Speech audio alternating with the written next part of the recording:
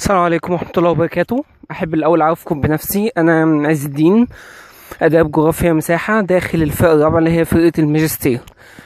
في الأول أحب أقول إن الفيديو ده أنا عامله لطلاب الثانوية العامة، الطلاب اللي مجموعهم خانهم أو مجموعهم ما ساعدهمش شوية، فأنا حابب أعرفهم إن لسه في أمل. أنا كمان كنت يوم من الأيام كنت جايب حوالي 91.2 مش فاكر، برضو مجموعي ما كانش قوي، فأولياء الأمور بيحسونا إن نهاية الثانوية العامة يعني نهاية العالم.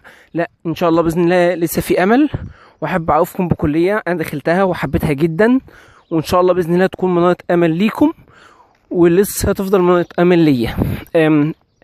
مهندس مساحة، آداب جغرافيا مساحة. ان شاء الله باذن الله الفيديو ده هيتضمن كل شيء عن آداب جغرافيا مساحة او الهندسة المساحة. اول سؤال او اول حاجة بيطرق على البال، هل انت مهندس؟ يعني انت مهندس؟ بص، انت مش مهندس وفي نفس الوقت انت مهندس. ازاي؟ في مصر المحتلة مركز 139 من 140 في التعليم بتقول لك انت مش مهندس. طب ليه؟ عشان ما اقدرش اساوي اللي دخل كلية معينة بكلية تانية مجموع اقل مجموع اعلى. ونقابة المهندسين بتتقمص لما احنا بنقول على نفسنا اللي احنا مهندسين. تمام.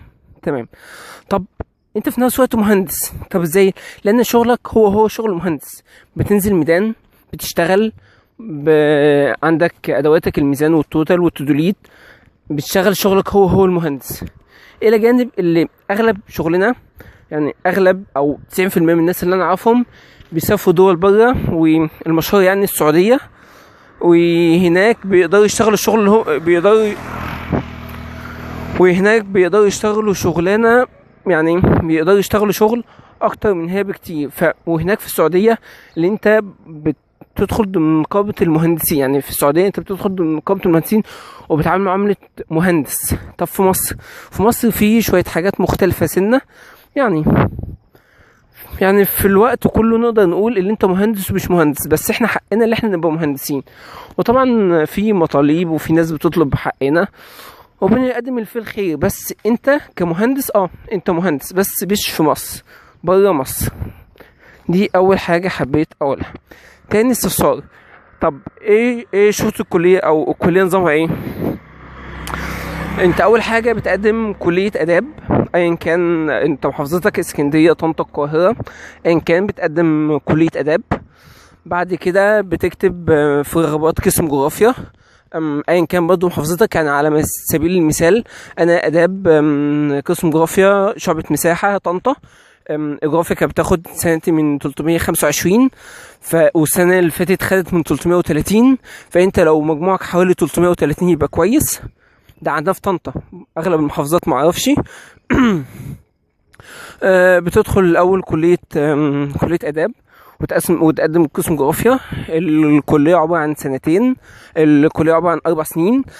اول سنتين بتبقى جغرافيا عامه، تاني سنتين بتبقى مساحه. طيب دخول المساحه على اساس ايه؟ بتختلف برضه من محافظه لمحافظه، بس عندنا في طنطا اللي انت تدخل مساحة على اساس مجموع بيتحط معين. المجموع ده لو بقيت اعلى منه بتدخل مساحة، بقيت اقل منه بتدخل شعب عامة. وبس المجموع ده بيتغير من سنة لسنة على حسب مجموع الدفعة كلها. طب هتقول لي ايه هي اقسام قسم جغرافيا؟ قسم جغرافيا في كل محافظات بيتقسم ل3 اقسام، شعب عامة وشعبة مساحة وشعبة نظم. اول حاجه الشعب العامه دي اللي انت بتدرس مواد عاديه جدا وفي الاخر بتعمل طالبه وتبقى مدرس.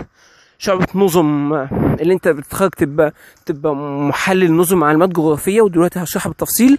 وشعبة مساحه اللي انت بتشتغل في المساحه زيك زي اي مهندس مساحه، ومفيش حد يقلل من قيمتك، لان يوم من الايام وانا في سنه اولى كنت برضه حاسس يعني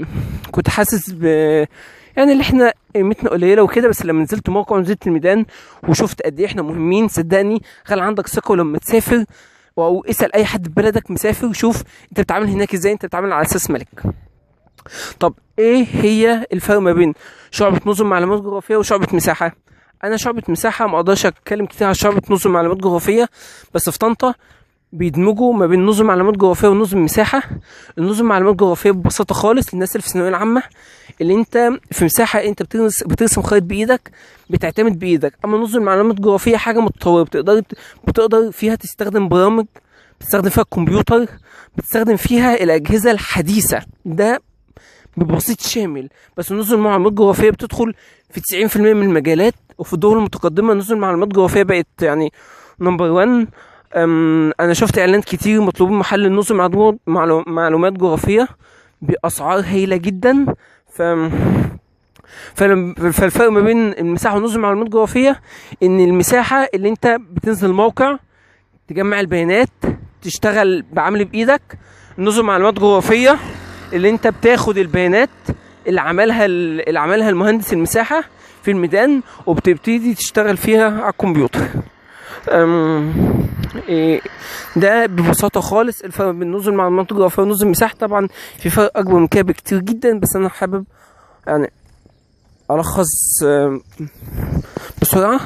ايه الاسئله تاني؟ طب هل شعبة مساحه او مهندس مساحه تنفع للبنات؟ يعني ايه؟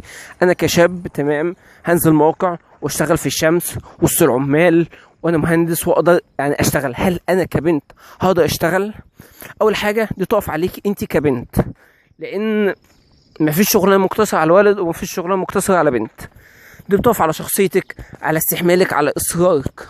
بس 90% من شغل المساحه ما بيتناسبش قوي مع البنات، لان هناك في شمس، هناك في حر، هناك في كل عمال صبيان شباب، الموقف حر. فيعتبر البنات انسب لنظم معلومات جغرافيه. ليه؟ لان البنات انت هتقعد على جهاز كمبيوتر، هتحلل البيانات اللي احنا جبناها من الميدان، هتقدري تشتغلي شغل احسن واوفر واحسن ليكي كبنت في نظم معلومات جغرافيه من المساحه. بس هل المساحه مقتصره على شباب بس؟ لا، انا اعرف بنت شغاله في هندسه المساحه ب100 راجل. دي بتقف على شخصيه البنت او شخصيه الولد. بس قبل ده وده في العام احب اقول ان المساحه بتبقى اكتر تاقلم مع الشباب اكتر من البنات، والبنات بتتناسب اكتر مع نظم معلومات الجغرافيه. في سؤال تاني بيتسأل فيه دايما، هل بالذات الناس اللي في الثانويه العامه اللي لسه جداد اللي خايفين، بيقول هل مساحه مستقبلها كويس؟ مساحه مستقبلها كويس جدا جدا جدا. لو انت ببلد عندك ناس خارجين مساحه، روح اسالهم شوف كم واحد قاعد بالنسبه لكل واحد شغال. يعني انا اغلب زمايلي اللي بيخلصوا بيسافروا يشتغلوا دايما. ليه؟